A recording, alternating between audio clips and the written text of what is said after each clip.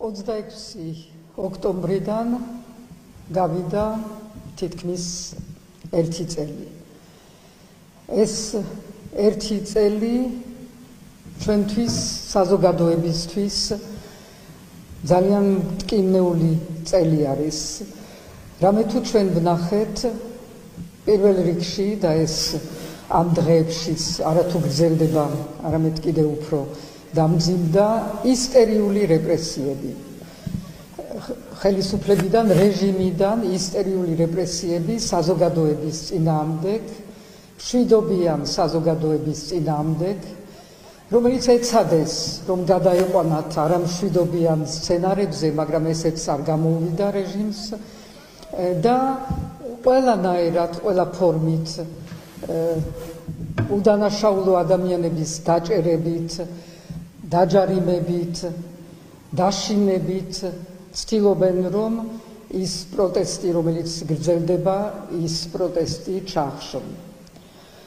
გრძელდება რეპრესიები და ახალი კიდევ რუსული კანონები, ეს რუსული მოდელი ყველაფერში ვრცელდება და ჩვენ ვხედავთ ახლა და ველოდებით, რომ მიღებული იქნება ის კანონი, რომელიც აგრძალავს ოპოზიციურ პარტიებს და არა მხოლოდ ოპოზიციურ პარტიებს, არამედ პარტიების წევრების საქმიანობას, პოლიტიკურ საქმიანობას და საერთოდ საქმიანობას, თორემ პოლიტიკოსები უნდა პოლიტიკურად საქმიანობდნენ.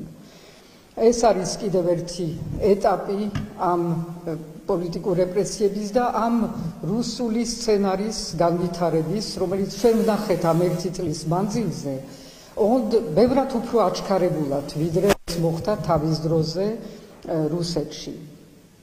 ასევე საქართველოს შედის რუსეთის სივრცეში, რამე თუ აქ შემოდის სანქცირებული გემები, რომელსაც შემოაქვთ სანქცირებული ნავთობი, ხულების პორტში ეს ბოლო დღეებში რაც მოხდა და არა მხოლოდ ჩვენ ვართ უკვე გზა იმისთვის, რომ რუსეთმა გვერდი აუვაროს სანქციებს.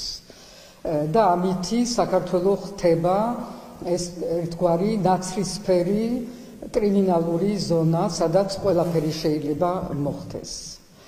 ეს არის ის შავ-ფერადი ნაწილი იმისი, თუ რაც ხდება 26 ოქტომბრის შემდგომ. მაგრამ, იმიტომ რომ არსებობს მაგრამ, ამ 1 წლის მანძილზე რეალურად ამ რეჟიმმა ვერაფერს ვერ მიაღწია.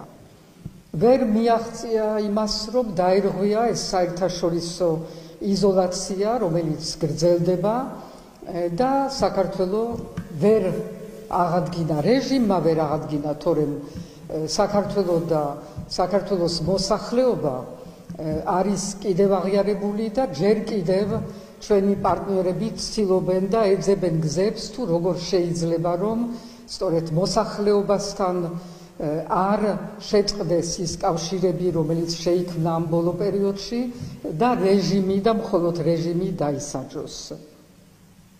საზოგადოების პროტესტი ვერ ჩაახშო.